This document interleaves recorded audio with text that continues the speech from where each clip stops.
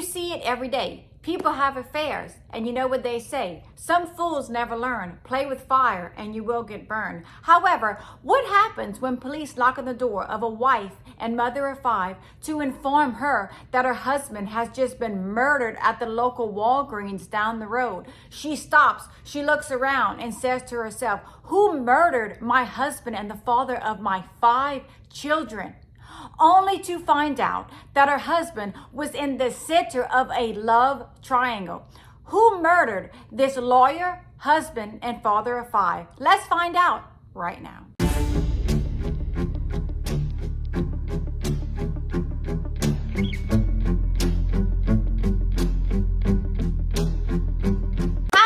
Wednesday, my Cajun cuties. Yes, it's me, Anne-Marie, aka the Cajun Crime Queen from Carrollton, Louisiana. Cajun born, Cajun bred, and when I die, I'll be Cajun dead. I hope after this video that you like, subscribe, and comment, and don't forget to press notification bell so you never miss a video from me, Anne-Marie. And as always, thank y'all for joining me on this Wicked Wednesday evening as we discuss another true crime case. How are y'all doing on this Wicked Wednesday evening? I hope y'all all had a great day, and I hope y'all are all ready to hear a true crime case. I gotta get comfortable. Whew. I can't get comfortable. That's what happens when you turn 41. You sit a certain way and you're like, oh wait, I can't do that way. But anyway, this case is very tragic. And as I always tell y'all, when I research a case, I research everything. I watch every documentary. I watch a Dr. Phil episode. I even read the book about this case to give y'all all the knowledge about what happened in this tragic case. This case left a young 30-year-old lawyer, father of 5, and husband deceased at the local Walgreens. And why? Why? Why? Everyone wants to know why. An affair. An affair that did not have to take place. He was in the center of a love triangle. And we all know, we all hear about it every day. People have affairs. And most of the time, affairs begin in the workplace. Why? You get to know that person. You work with that person every day. You work very closely with that person. Y'all might start talking about personal issues. However, it should stop right there. It shouldn't continue outside of the workplace. But sometimes it does. And in this case, it ended up in murder. Emmett Michael Corrigan was born on August 30th, 1980 in Idaho. He is a graduate of Centennial High. He received his bachelor's degree from the University of Utah and received his law degree from Gonzaga University in Spokane, Washington.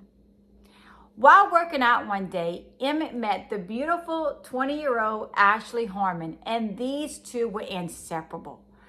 Ashley says that she fell madly in love with Emmett at first sight. It was love at first sight. She says that she knew at that moment, just by meeting him, this was going to be the person she was going to marry.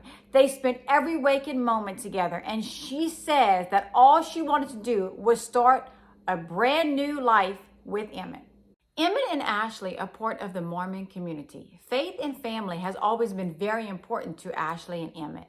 And after dating for only 4 months, Emmett proposes to Ashley. And of course, she accepts it. She is so excited. She said her dream was to be a wife and mother, filling up the house with as many kids as she can have. On March 6, 2004, Emmett and Ashley are married. They are so very excited. And after being married for only 1 year, they welcomed beautiful twin baby girls. Ashley says Emmett was a hands-on father. He loved laying in the bed. He loved talking to the kids. He loved playing with the girls. He was just a very hands-on father and loved being around his wife and twin girls. 2 years later, Ashley and Emmett welcomed a beautiful baby boy. And when their son was only 5 months old, that is when they moved to Spokane, Washington, so Emmett could finish his law degree. Now, Ashley says that this was very challenging for Emmett. She said he studied 24/7. his commute from home to work was an hour. He was always studying. He was completely exhausted. He couldn't be the hands-on father he wanted to be.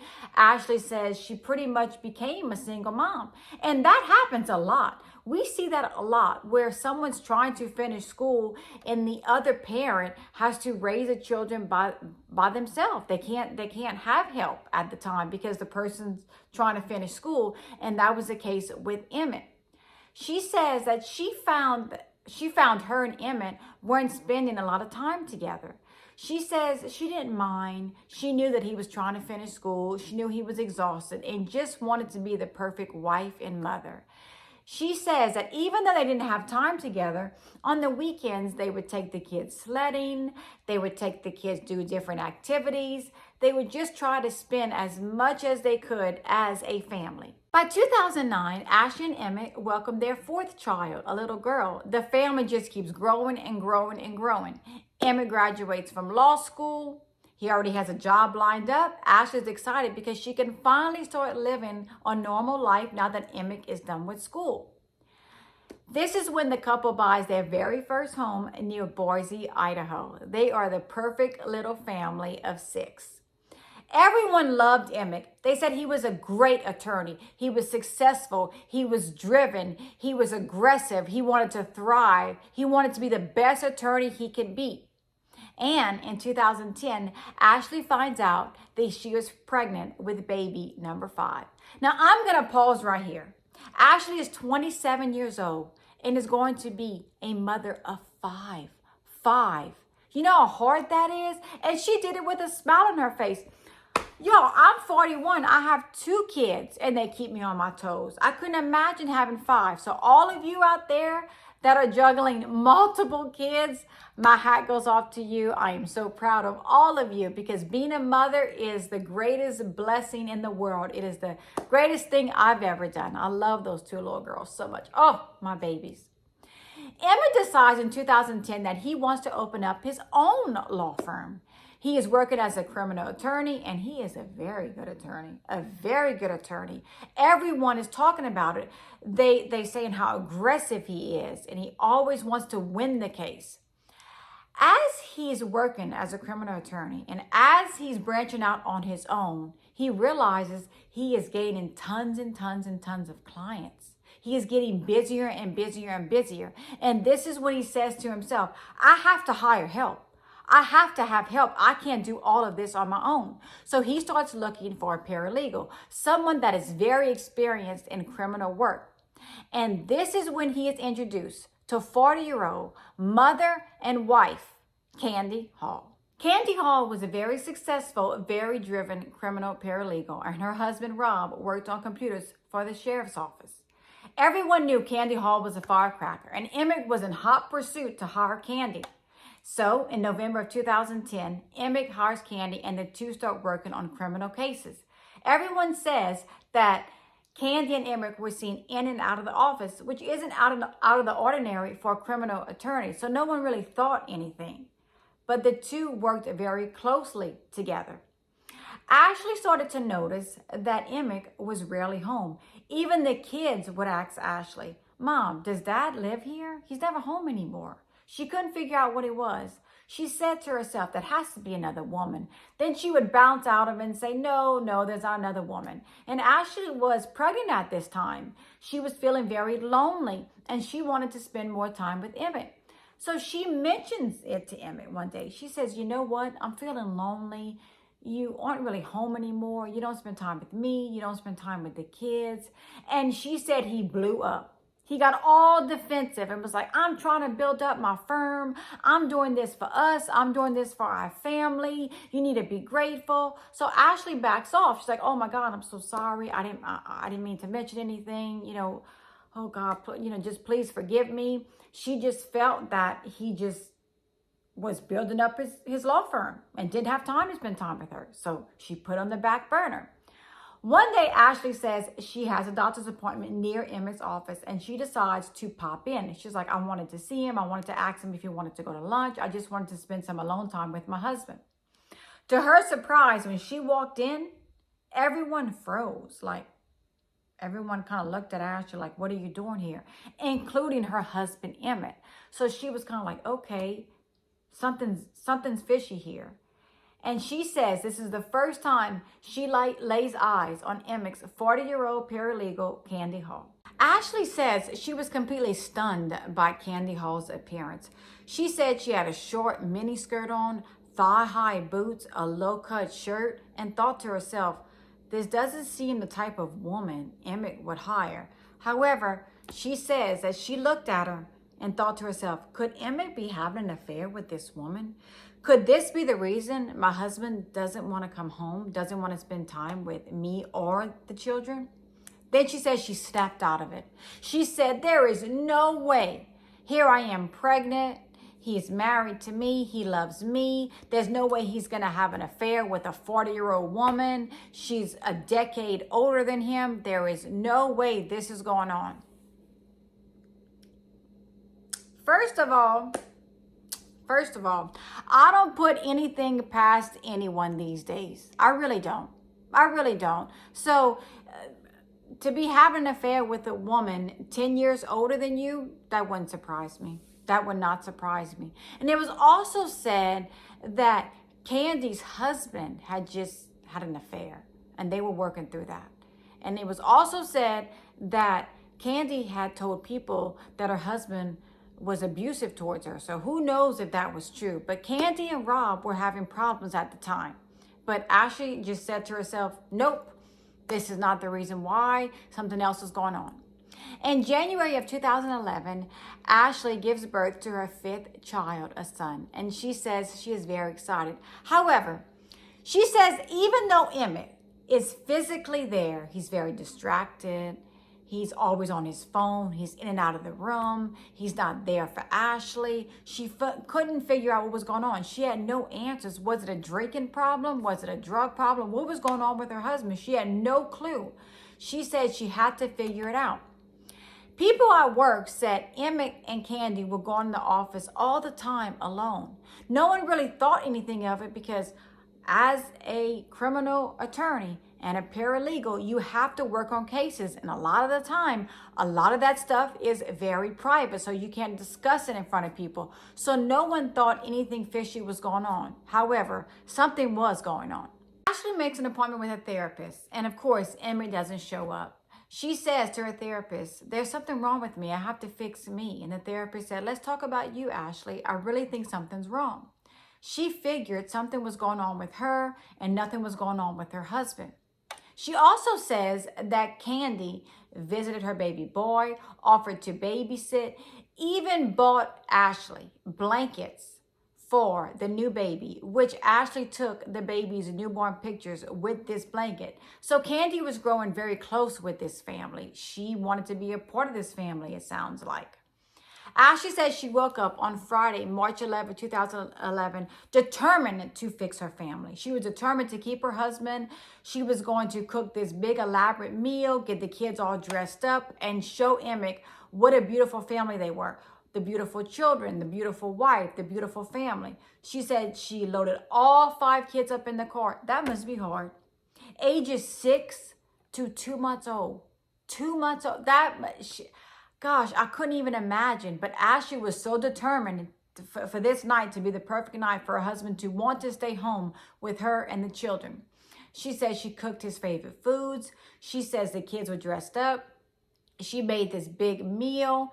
And she says that when Emmett got home, he got home too late. The kids were tired. The food was cold.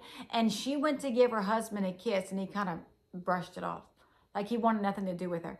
That must be a horrible feeling. That must be a terrible feeling to not feel wanted. Especially you just had a baby and you're already feeling just tired and exhausted. And you made this meal for your husband. You're taking care of all these kids. And then he doesn't even really want to acknowledge you. That must have been heartbreaking for Ashley. Emmett tells Ashley that he has already eaten. He also has a phone call. He takes the phone call in the back. He comes out of the back and tells Ashley, you know what? I have a really bad cold. I'm going to drive up to Walgreens and pick up some medicine. Ashley says she begs him to stay home. She looks at him and says, please don't leave. Please stay home with us tonight. He says no and don't tell me what to do. Emmett leaves. He drives to Walgreens. And guess who shows up at Walgreens?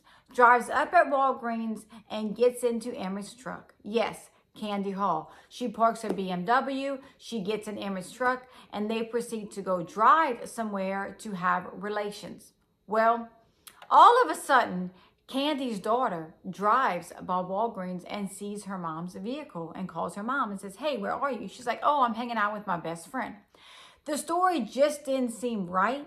So Candy's daughter calls her dad, Rob, and says, hey, this story's not making sense, but mom's car's at Walgreens. I don't know what's going on. So Rob's like, I'll check it out.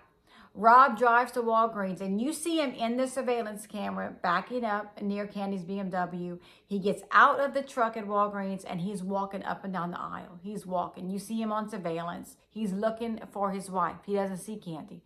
He gets back in his truck and he calls her. He says, hey, where are you? And are you with Emmett? She says, yes, I am. He says, what are y'all doing? She said, we're just talking. Then Emmett grabs the phone aggressively, Candy says, and starts talking to Rob, saying how he's going to break his head, according to Candy, just being very, very angry with Rob.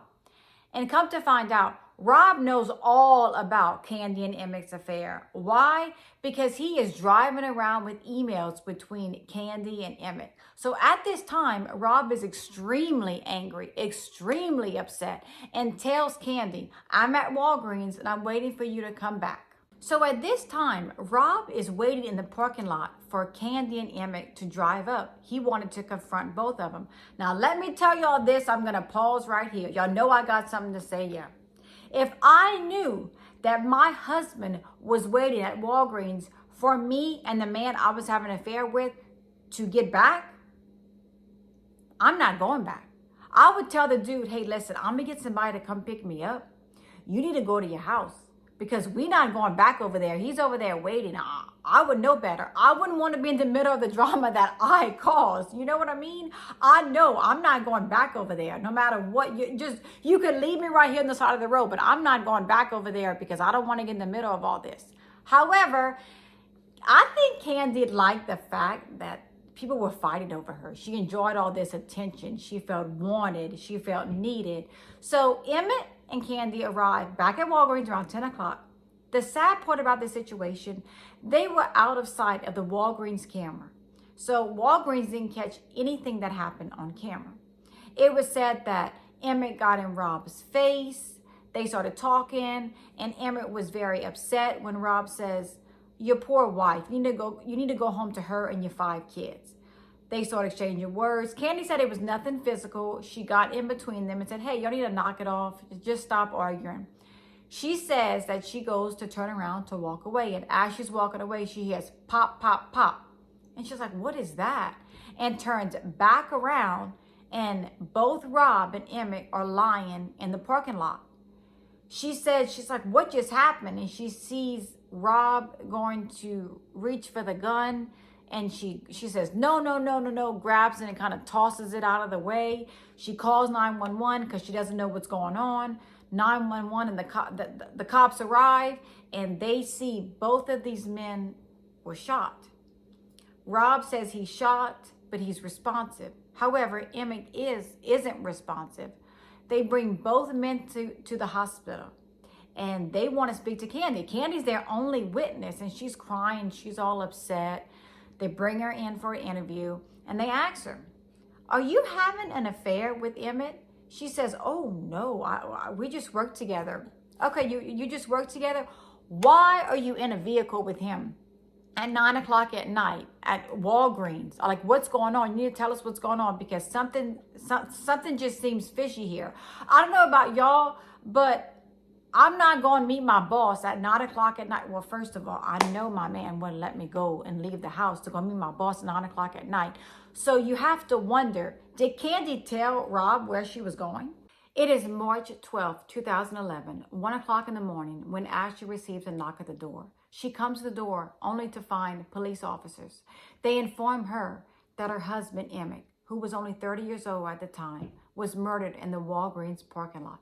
Ashley is devastated. Here she was, 28 years old. She is now a widow and all 5 of her children have no father. She wants to know answers. What happened? What happened? She says that is when she learned that Emmett and Candy were having an affair. She was just shocked. But now Ashley has answers. The police look into the case. They want to know what happened. Who pulled the trigger? Who started this? Who shot first? Because according to Rob, Emmett shot first. You know, what happened? Was it self-defense? Well, according to the lab, gunshot residue was only found on Rob. So they believe Rob pulled the trigger. Now, did Rob, aim the gun at Emmett twice, shooting him twice, and then turn the gun on himself? Did he want to end his life, or did he want to have a wound in his body to make it look like Emmett shot first? Who knows? All we know was that a husband and father of 5 is now deceased. This is someone's son, someone's child is now laying in the parking lot at Walgreens. This is devastating. The gun is, in fact, Rob's gun. The gun belonged to Rob. So police really feel that Rob shot Emmett. Rob is charged with first-degree murder and arrested on October 25th, 2012. Rob is found guilty of murdering Emmett Corrigan. He is sentenced to 30 years in prison.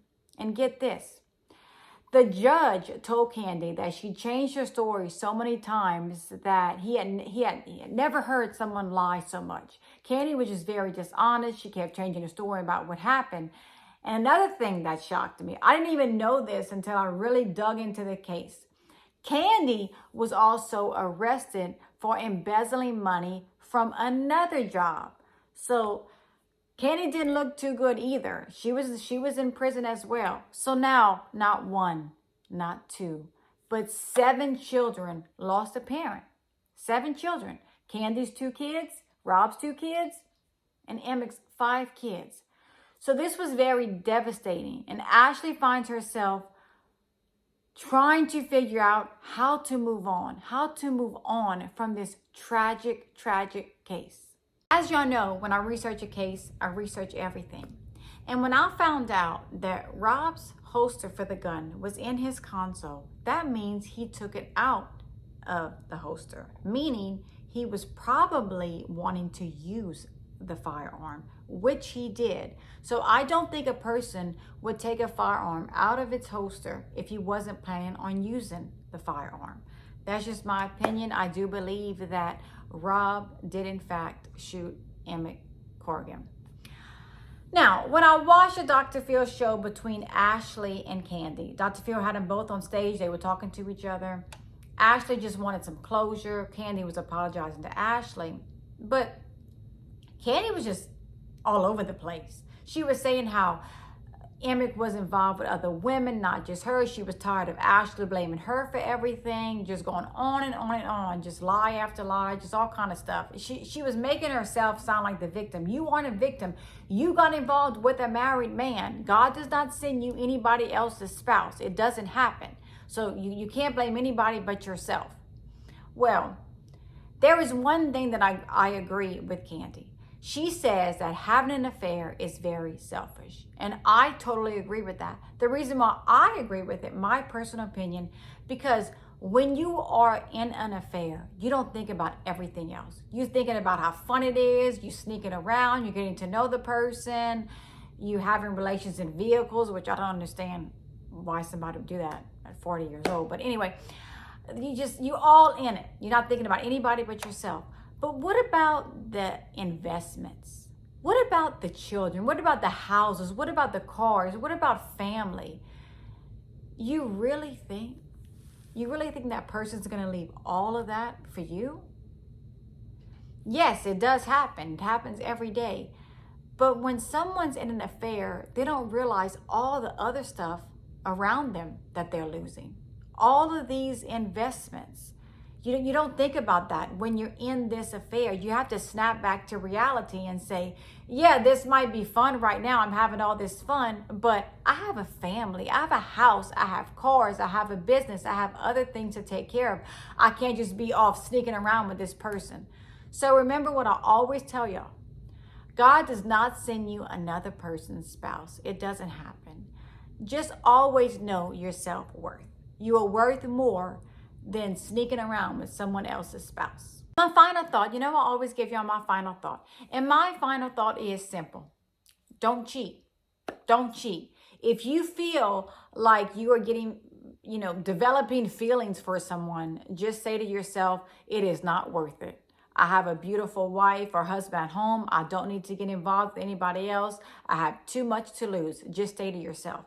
And as I speak to people about this case, they all say the same thing. I'm like talking to someone and I'm saying how sad this is, how crazy this case is. And they all say, yeah, Anne-Marie, but affairs rarely lead to murder. Really? What about Shanann Watts, Lacey Peterson, the Steve McNair case? Should I say more? How many people have passed away due to affairs? I mean, they go crazy. They end up taking the life of their spouse or the person they have an affair with. I mean, you never know. It happens all the time. So you don't know how unhinged a person can get. You don't know what's going to happen. So when you think about having an affair, stop yourself and say, I'm not just hurting myself. I could be hurting tons of other people. So y'all just be careful and be thankful for what y'all have. I want all of y'all to remember to stay safe, always be aware of your surroundings, and always know that I'm here for each and every one of you. I hope after this video that you like, subscribe, and comment. And don't forget to press the notification bell so you never miss a video from me, Anne-Marie. And as always, thank you for all the love and support. And for you, I am truly grateful. I will see y'all next week with more Cajun crime videos. And as always, have a good weekend. I love each and every one of y'all. Bye.